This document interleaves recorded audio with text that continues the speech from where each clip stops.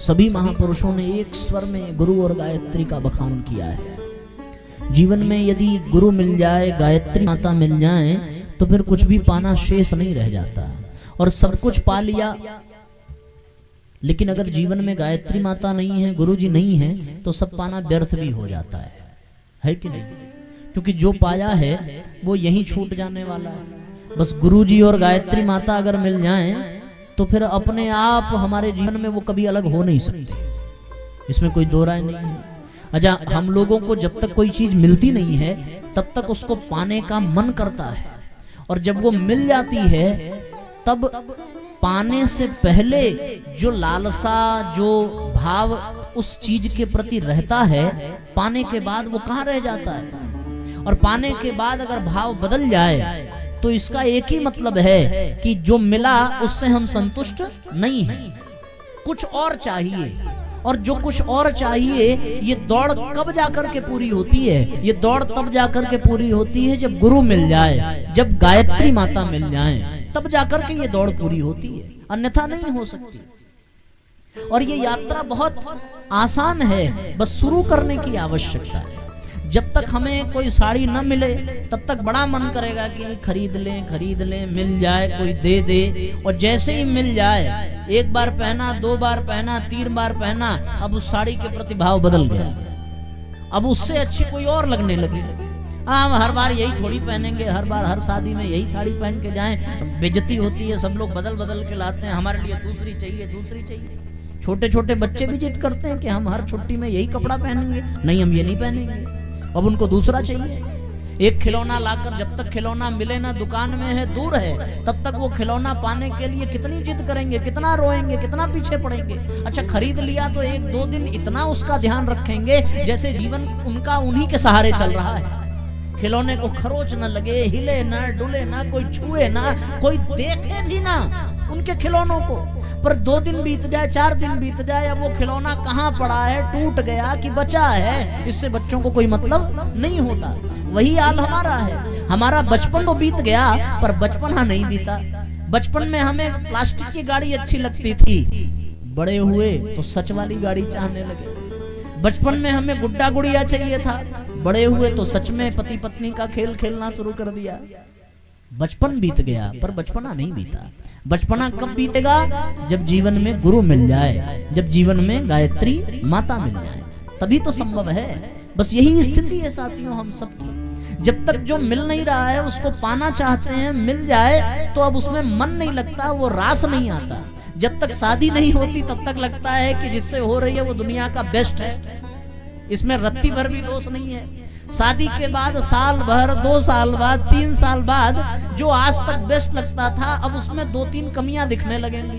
5-7 साल बाद लगेगा कि हे भगवान कहाँ फंस गए। और 10 साल बीते, 15 साल बीते तो उसी के मुंह से ये निकलता है कि ये तो हम हैं जो तुम्हारा निभ गया। दोनों ये बात कहेंगे कि हम थे जो झेल ले गए, वरना और कोई अगर मिल जाती या मिल जाता तो नाकों चने चबवा देती। यही कहते फिरेंगे हम लोग। तो ये परिभाषाएं बदल जाती हैं, ये भाव बदल जाता है। कारण क्या है? कारण यही है कि जब तक मिला नहीं तब तक अच्छा था, मिल गया तो अब भाव बदल गए। इसका मतलब अब कुछ और चाहिए, और अगर कुछ और चाहिए तो फिर बार बार चाहत बढ़ती जाएगी, मिलता जाएगा, बदलती जाएगी, फिर मिला, फिर बदला। और ये दौड़ कब तक चलेगी? जब तक गुरु न मिल जाए, जब तक गायत्री माता न मिल जाए। जिस दिन गुरु जी मिल जाते हैं उस दिन फिर पाने की नहीं बल्कि जो पाया है उसको छोड़ने की यात्रा शुरू हो जाती है। फिर अब गुरुजी के नाम पर गाड़ी छोड़ दी, गुरुजी के नाम पर परिवार छोड़ दिया, गुरुजी के नाम पर पैसा छोड़ दिया, गुरुजी के नाम पर संपत्ति छोड़ दी, गुरुजी के नाम पर कपड़ा छोड़ दिया, गुरुजी के नाम पर शरीर छोड़ दिया, कुछ भी अपने पास नहीं रखा। जब तक गुरु मिलता नहीं तब तक पाने की यात्रा रहती है, और जब गुरु मिल जाए तो छोड़ने की यात्रा शुरू हो जाती है। और छोड़ते छोड़ते इंसान अपने काम, क्रोध, लोभ, मोह, ईर्ष्या, द्वेष, मद मत्सर सब कुछ छोड़ता चला जाता है। और जैसे जैसे छूटता चला जाता है वैसे वैसे वो निर्मल होता चला जाता है। जैसे जैसे निर्मल होता चला जाता है वैसे वैसे वो अपने स्वरूप से परिचित होता चला जाता है। निर्मल मन जन सो मोहि पावा, मोहि कपट छल छिद्र न जावा। सीधी सी बात है। इसलिए आज तक जो पाया उससे संतुष्टि मिली क्या? नहीं मिली। एक बच्चा हुआ, दूसरा करने की इच्छा जाग गई, बेटा हो गया बेटी चाहिए, बेटी हो गई अब बेटा चाहिए, दोनों हो गए, हे भगवान कहां से ऐसे बच्चे मिल गए। ऐसा होता है ना, इससे अच्छा बिना बच्चे के रहते, कहते हैं लोग, कहने पर विवश होते हैं, होता यही है। जब तक जूता पास में नहीं आया तब तक चाहिए, अब पास में आ गया लगा काटने, तेरी जूता बेकार, चाहे इतना महंगा हो। होता है कि नहीं होता? यही अंगूठी जब तक नहीं थी तब तक हाँ मिल जाती। अब ये अंगूठी आ गई, उंगली में धंसने लगी, उंगली में गड़ने लगी, तो उंगली थोड़ी आदमी हटाता है, हटाता तो अंगूठी ही है ना। और ये सब तब तक चलेगा जब तक गुरुजी मिल ना जाए, जब तक गायत्री माता मिल ना जाए। और ये बात हम नहीं कह रहे, ये सारे महापुरुष कहते हैं, सब यही कहते हैं कि संसार में गायत्री के समान कोई नहीं है। अच्छा, आप कहेंगे साहब कि राम जी मिल जाएं, हनुमान जी मिल जाएं, लेकिन तब भी दौड़ रुकने वाली नहीं है। दौड़ तो रुकेगी जाकर के गायत्री माता के ही पास। आप हनुमान जी की भक्ति करेंगे, बहुत अच्छी बात है, सो हनुमान जी मिल जाएंगे, तो क्या दौड़ खत्म हो गई? अब हनुमान जी मिल जाएंगे तो हनुमान जी अब आपको राम जी तक जाने का रास्ता बताएंगे। राम जी मिल गए तो अब राम जी शंकर भगवान तक जाने का रास्ता बताएंगे। शंकर भगवान मिल गए तो अब समाधि में शंकर भगवान जिनको भज रहे हैं उन तक जाने का रास्ता बताएंगे। और ये रास्ता कब तक बढ़ता चला जाएगा? जब तक गायत्री माता तक पहुंच नहीं जाते। क्योंकि गायत्री मंत्र, गायत्री माता सबकी माता है। ये राम की भी माँ है, कृष्ण भगवान की भी माँ है, शंकर भगवान की भी माता है।